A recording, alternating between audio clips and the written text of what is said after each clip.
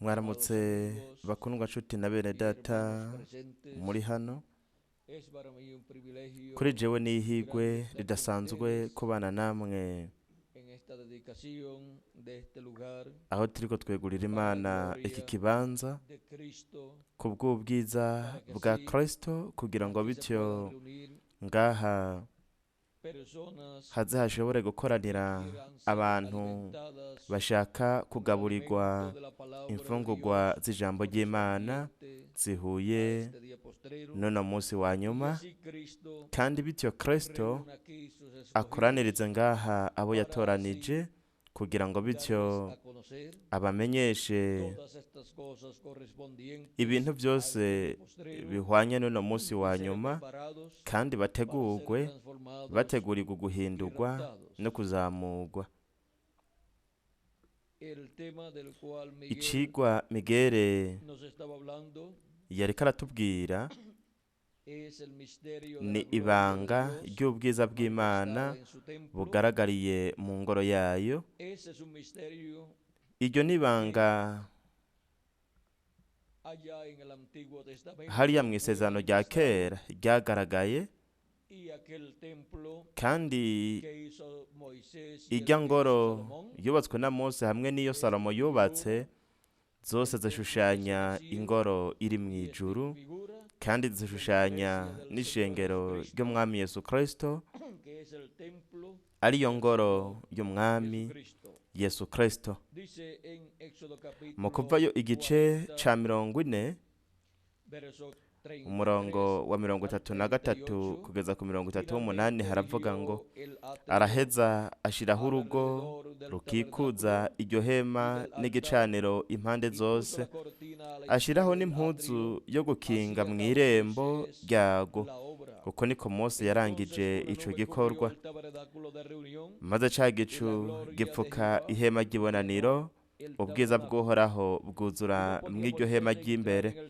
Mose ntiyashobora kwinjira muri iryo hema ry'ibonaniro kuko ico gicu cari kuri ryo, n'ubwiza bw'Uhoraho bwuzuye muri iryo hema ry'imbere.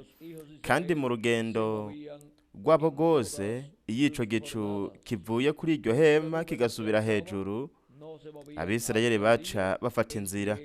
Ariko iyo ico gicu kidasubiye hejuru, ntibagenda gushitsa ku munsi gisubiriye hejuru, kuko ico gicu c'Uhoraho ku murango caba kuri iryo hema mw'ijoro kikakamwo umuriro imbere y'ab'inzu ya Isirayeli bose mu rugendo rwabo rwose.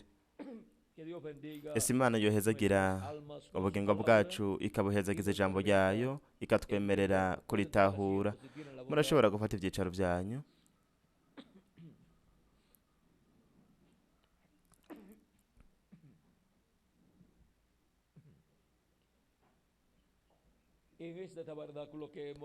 Muri iri hema Mose yubakiye Imana nk'uko Imana yari yamuhaye igicapo caryo, turabona ko barishushanya ishengero ry'umwami Yesu Kristo hamwe n'ingoro iri mu ijuru. Ico kibanza caruzuye ubwiza bw'Imana, nuko Imana muri ino nkingi y'umuriro mu muco wa Shekina irinjira mu ngoro, iba ahera ha cane h'iyo ngoro. Hiryo hema iba ku mutemere wo guhongera ko wari ku isanduku ry'isezerano, nuko kandi ku mutemere wo guhongerako hari abakerube babiri b'izahabu. Murashobora kwicara namwe muri hano. Kandi aba bakerube babiri b'izahabu, mwitegereze, bafise insiguro ikomeye cyane, haba mu ngoro iri mu ijuru ndetse no mu ngoro y'umwami Yesu Kristo. Mu ngoro iri mu ijuru bashushanya Gaburiyeli na Mikaheli. Rero murabona namwe ingene mu ihema ryubatswe na Mose hamwe no mu ngoro yubatswe na Salomo, abo bakerubi babiri b'izahabu bari bari ku mutima wo guhongerako. Hanyuma mu ngoro yubatswe na Salomo hubatswe iciyongerako abakerubi babiri banini b'igiti c'umwelayo basizwe zahabu.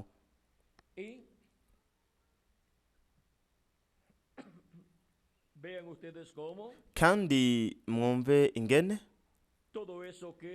ibyo byose byariko biraba mu ihema ryubatswe na Mose hamwe no mu ngoro yubatswe na Salomo, byariko birashingira intahe ibiri hariya mu ijuru. Vyongeye byariko bishingira intahe vyo Kristo azoba afise mu ngoro yiwe ngaha ku isi.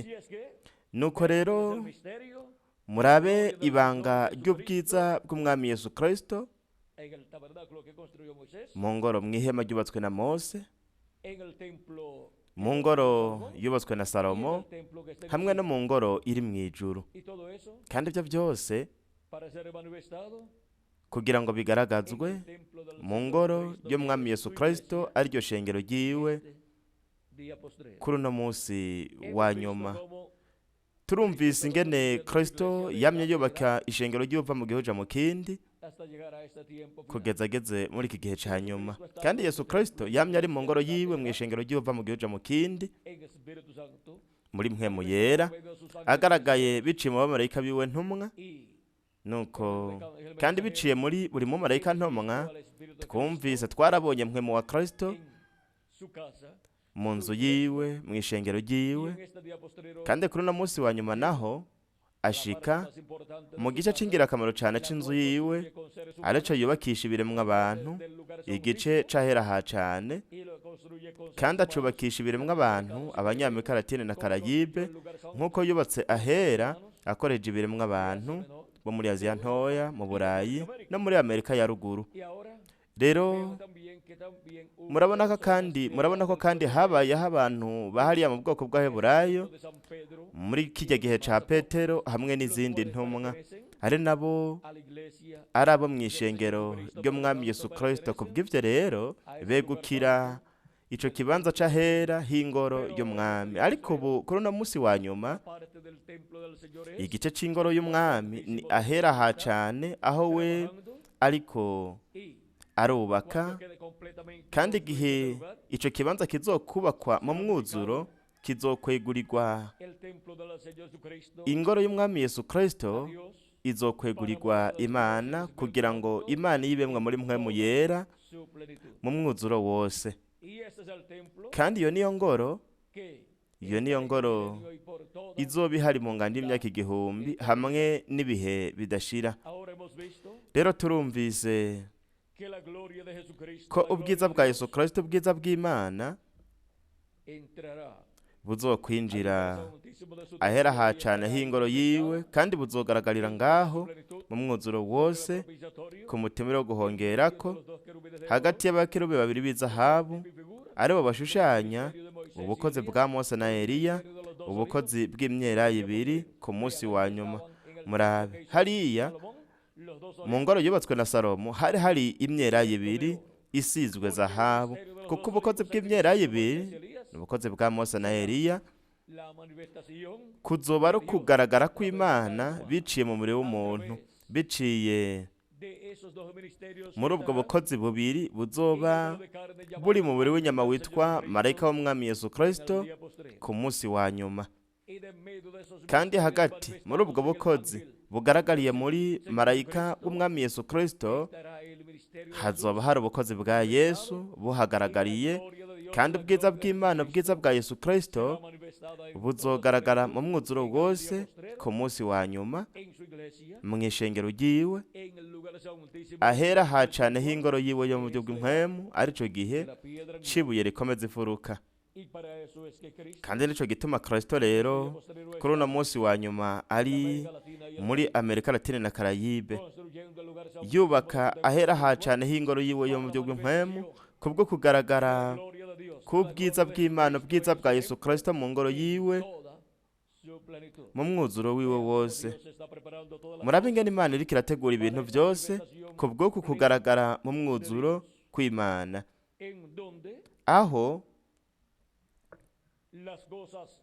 ibintu byasezeranijwe ko bizogaragara bigaragarire mu ishengero ry'Umwami Yesu Kristo,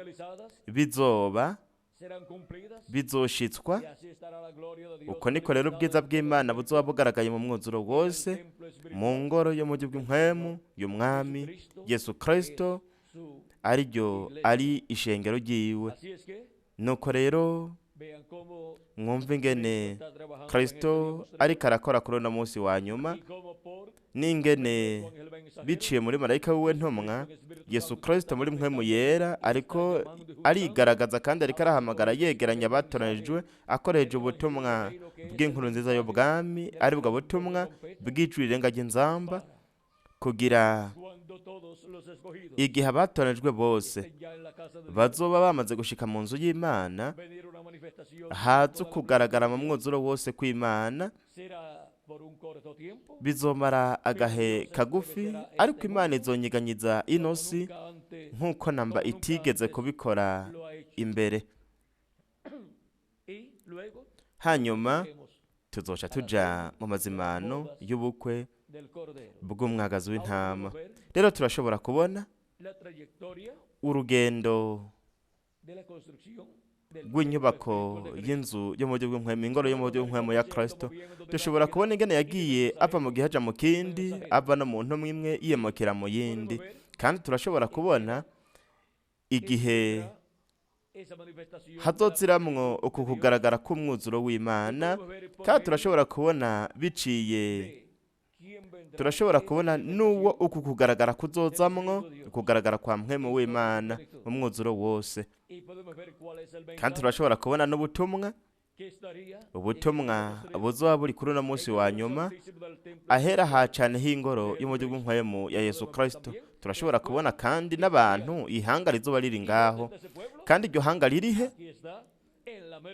Bari ngaha muri Amerika Latine na Karayibe, bariko barahamagagwa begeranwa, bashigwa ahera hacane h'ingoro y'umuryo bw'impwemu ya Kristo. Kandi abo nibo Kristo ariko yubakisha ico kibanza c'ahera hacane, kugira agire ukugaragara kwiwe kwa nyuma mu mwuzuro wose, ahera hacane h'ingoro yiwe yo mu buryo bw'impwemu. Murabona yuko igikorwa ca Kristo kuri uno munsi wa nyuma ni igikorwa gihuye n'ahera hacane, aho yubaka ahera hiwe hacane n'aho azokwigaragariza mu mwuzuro wiwe wose, kandi biciye mu gikoresho akoresha kugira ngo yubake aho hera hacane, kuko ni Kristo niwe yubaka ingoro yiwe akoresha buri gihe intumwa. Kandi biciye muri izo ntumwa nyene, iyo ntumwa azokoresha mu kubaka ahera hacane azoba ari intumwa, ari nayo azokwigaragarizamwo mu mwuzuro wiwe wose. Kandi aho muri ako kanya Yesu Kristo nihazoba ari yegurira iyo ngoro Imana kugira ngo Imana yibemwe mu mwuzuro wose. Aho Yesu Kristo azoba ahari biciye muri marayika wiwe ntumwa, ariko yegurira iyo ngoro Imana kugira ngo Imana iyibemwo muri mpwemu mu mwuzuro wose. Nk'uko Mose yeguriye ingoro Imana, kandi nk'uko na Salomo nawe yeguriye ingoro Imana. Rero Kristo azoba, ubukozi bwa Yesu Kristo hamwe n'ubukozi bwa Mose n'ubwa Eliya buzoba buhari buri ngaho, kugira ngo iyo ngoro yegurirwe Imana. Turashobora rero kubona aho twisanze mu ngoro y'Imana, mu ngoro yo mu buryo bw'impwemu ya Yesu Kristo kuri uno munsi wa nyuma. Kandi turashobora no kubona ingene ubwiza bw'Imana bwasezeranijwe ko buzogaragara ku munsi wa nyuma mu mwuzuro wose. Kandi murabe ingene bwagiye buraza buke buke, kugeza hashikijwe icanyuma casezeranijwe ko kizoshitswa gishikirizwa hera ha cane h'ingoro y'umujyi bw'impwemu ya Yesu Kristo. Rero kumenya aho tugeze hariho turashobora kubona impamvu Imana yaturungitse muri Amerika Latine na Karayibe kugira ngo tube abanyamerika Latine na Karayibe, kandi nubwo twoja mu bindi bihugu no mu yindi migabane twokomeza kuba abanyamerika Latine na Karayibe, kandi ahari uwatorejwe n'Imana uwo ari we wese wo ku munsi wa nyuma ubutumwa buzomushikako, ariko abenshi bari muri Amerika Latine na Karayibe. Kandi hanyuma igihe tuzobona mu bindi bihugu no mu yindi migabane abantu bakira ubutumwa, hanyuma bakatuganiriza igisupanyoro, tukababaza tuti tariko ico gisupanyoro mwacigiye he? Bakavuga bati nuko papa canke mama canke sokuru ari uwo muri Amerika Latine canke muri Karayibe. Murabona ingene uruvyaro rw'Imana rwo mu gihe c'ibihe kubizofuruka hamwe n'ikiringo c'ubwami nahera ha cane h'ingoro yo mu mpwemu ya Kristo, abenshi bari kuba abanyamerika Latine na Karayibe, twovuga ati 90% kugira ngo ntibavuge ko turi abantu bikunda vyose tuvyikwegerako, ariko hatinjiye ku yindi migabane ngo hinjira abantu, nuko rero tuzoca dufata irindi 9%, hanyuma bice biba 99%. Kandi igihe abapfuye bizera Kristo bazozuka, natwe bakiri bazima tugahindurwa, nitutabona n'umwe wo ku wundi mugabane canke wo mu kindi gihugu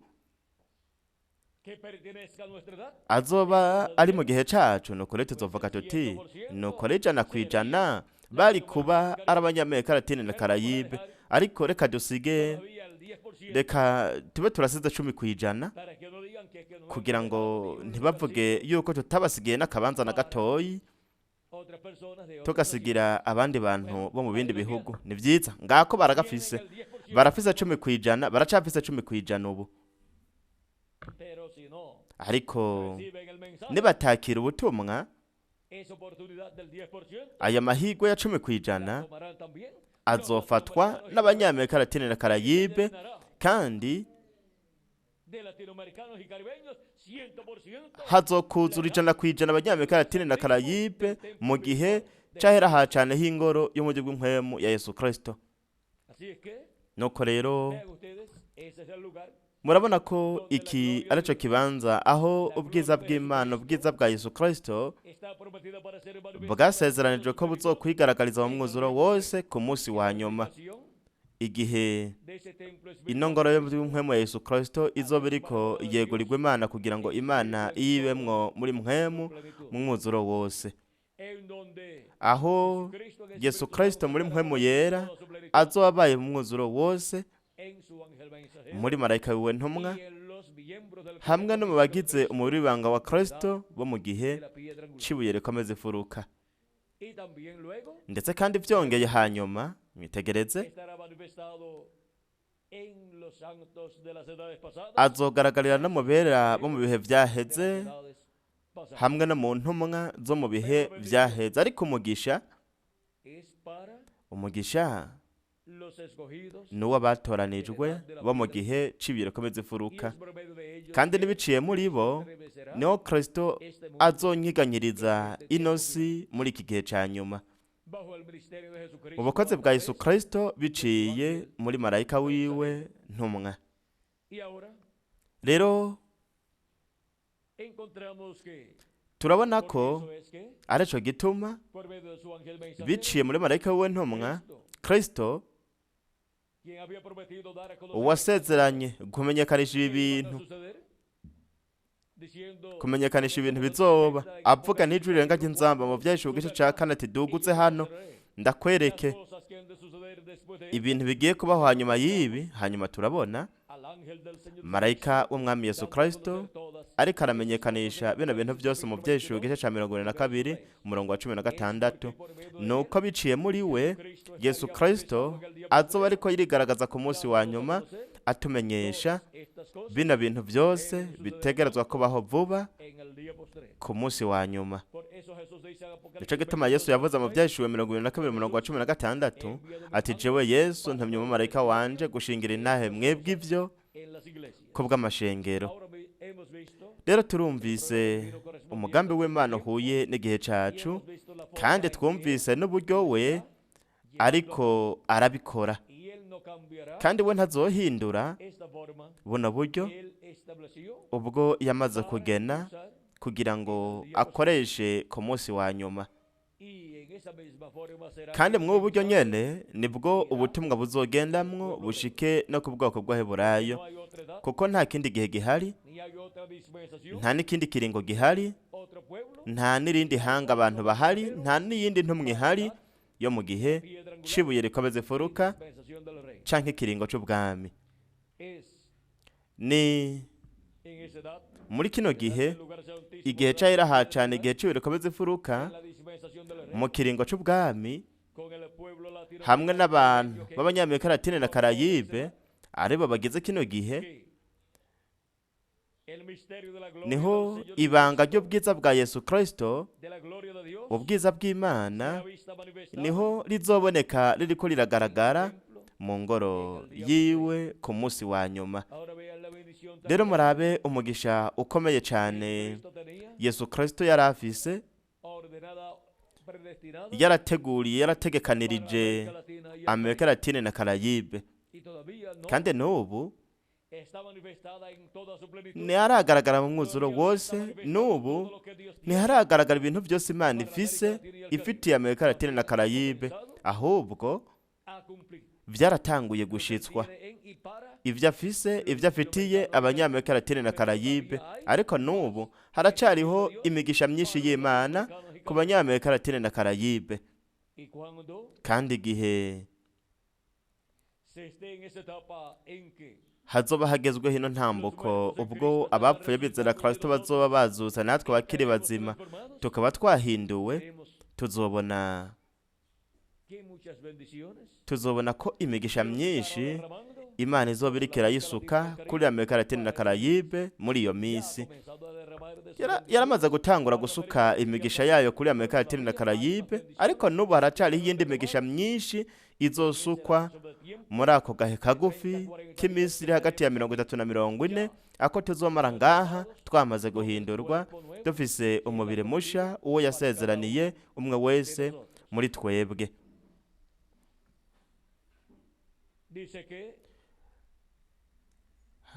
Biravugwa ko inzu y'Imana izokuzura ubwiza bw'Uhoraho, kandi biciye mu mvugishwa n'Imana Yesaya mu gice ca 60 murongo w'indwi haravuga ngo nzoshemagiza inzu yanje y'icubahiro. Nuko rero murabona ingene dufise isezerano ryo guhabwa ubwiza, kandi tukaba no mu mubiri uhawe ubwiza, nuko tukagira ishusho na kameremere by'umukundwa wacu Umwami Yesu Kristo, kandi tuzogira umubiri uhawe ubwiza, kandi tuzomera co kimwe n'umukundwa wacu Umwami Yesu Kristo. Aho rero inzu y'Imana izoba yuzuye, hamwe n'abera bose bo mu bihe vyaheze, ndetse n'abo ku munsi wa nyuma, abo abenshi muri bo ari Abanyamerika Latine na Karayibe. Ni vyiza, turumvise ingene Yesu Kristo muri mpwemu yera ari mu nzu yiwe, uva mu gihe uja mu kindi, agendera ihanga ryiwe, n'ingene kuri uno munsi wa nyuma ari mu nzu yiwe, mw'ishengero ryiwe, kuri uno munsi wa nyuma ari mu gihe c'ibihe bikomeza ifuruka hamwe n'ikiringo c'ubwami.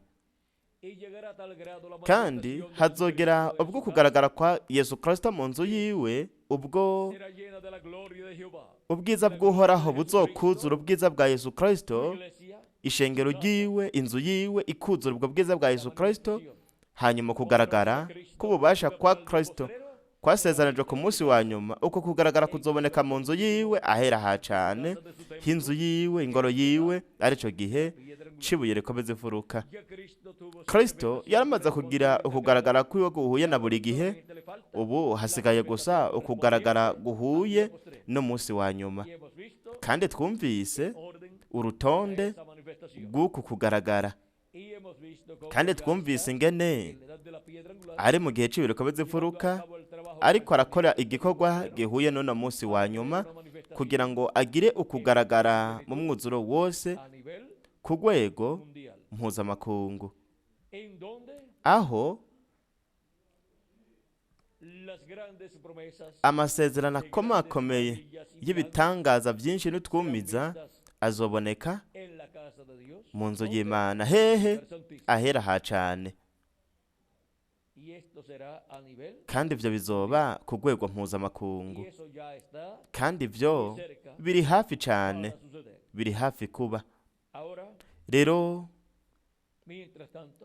imbere yaho bitaraba, hariko haruzura igitigiri c'abatoranijwe n'Imana bagize ahera ha cane h'ingoro yo mu buryo bw'impwemu ya Yesu Kristo, kuko ntihashobora kuzura umwuzuro wose wa mpwemu w'Imana, inzu y'Imana ngo yuzure umwuzuro wa mpwemu w'Imana, iyo nzu itaruzura, itarahera. Mose ataraheza kubaka inyubako y'irya nzu canke rya hema, ntabwo igeguriwe Imana kugira ngo Imana iribemwo muri urya muco wa Shekina, muri mpwemu yera. Kandi na Salomo nawe nyene ataraheza kubaka ingoro, ntabwo yayeguriye Imana, kandi Imana ntiyinjiye mu ngoro kugira ngo ibe ahera ha cane ngaho. Uko niko biri no mu nzu y'Imana muri iki gihe ca nyuma, kino gihe twebwe turiko turabamwo.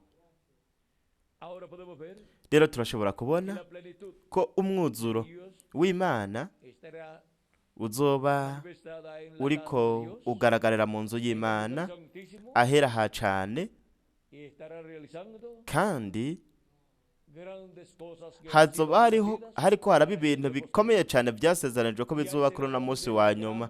Kandi aho niho intsinzi ikomeye mu rukundo rw'Imana niho izoshikirizwa nk'uko vyasezeranwe, bisezeranywa na mpwemu yera, biciye mu nteguza y'ukuza kwa kabiri kwa Kristo. Aho niho mu nzu y'Imana, aho niho hazogaragara intsinzi ikomeye mu rukundo rw'Imana. Nico gituma ishengero ry'umwami Yesu Kristo rigeze mu gihe c'urukundo rw'Imana, kuko aho niho rizoronka intsinzi mu rukundo rw'Imana. Nuko rero turabe aho ubwiza bw'Imana buzoboneka mu nzu y'Imana, mu ishengero ry'umwami Yesu Kristo. Kandi murabe ubu baramaze kugira, ubu iramaze kugira igice kinini c'abagize aho hera ha cane. Abasigaye nabo bariko bararondegwa, bariko barahamagagwa barondegwa hamwe n'ubutumwa bw'inkuru nziza y'ubwami, kandi vuba hazokuzura ico gitigiri. Kubw'ivyo rero vuba hazokuzura inyubako y'ahera ha cane h'ingoro y'uburyo bw'impwemu ya Yesu Kristo. Hanyuma abapfuye bizera Kristo bazozuka ubwa mbere, nibo bazobanza kuzuka bari mu mibiri ihoraho, natwe bakiri bazima tuzoca duhindurwa. Ibanga ry'ubwiza bw'Imana bugaragariye mu ngoro yayo. twamaze kumva ubwiza bw'Imana ubwo ari bwo ubugaragarira mu ngoro yayo, muri ino ngoro yo mu bw'Impwemu ya Yesu Kristo ku munsi wa nyuma mu gihe ca nyuma. Kuko ihema rya Mose hamwe n'ingoro ya Salomo byose bishushanya ingoro iri mu ijuru hamwe n'ingoro yo mu bw'Impwemu ya Yesu Kristo ari ishengero ryiwe. Kuri jewe ryari ihigwe ridasanzwe kubana namwe, ndabashingira intahe y'ibanga ry'ubwiza bw'Imana bugaragariye mu ngoro yayo. Murakoze cyane kuba mwateze amatwi mubikunze, kandi babandanye mugira umunsi wuzuye imigisha ya Yesu Kristo. Ndasiga hamwe natwe bundi busha Revera Miguel Bermudez Marine kugira abandanya nasozere, hanyuma tuze kugenda hakiri kare mu kibanza gikurikira, ariho haza kuba ari ku isaha n'imiburiburi yo ngaha, nivyo kandi nka saa, reka turabe nk'uko atubwiye hano, Nyamuranza aratubwiye ko tuzoba turi hariya muri Charika saa 7. Nuko rero twotereza kuyihuta kugira ngo tuze gushika hakiri kare, kugira ngo tuze gushika aha twahashitse hakiri kare cyane ku isaha twatereza kuhashikira, ariko ibintu byose byaducereje. Miguel, reka turabe kugira ngo ntibize kongera kuducereza, kuko mwijoro hanyuma turaza kugira itumatumanako ryo kuri radiyo. Aho rero ntidukwiye kuza gucererwa, kuko turafise isaha yamaze gushingwa. Ibintu byose biza kubera ku radiyo ni byiza. Imana ibandanye kubahezagira, Imana ibarinde, kandi hamwe natwe Revera Miguel Bermudez Marine. Imana ibahezagira.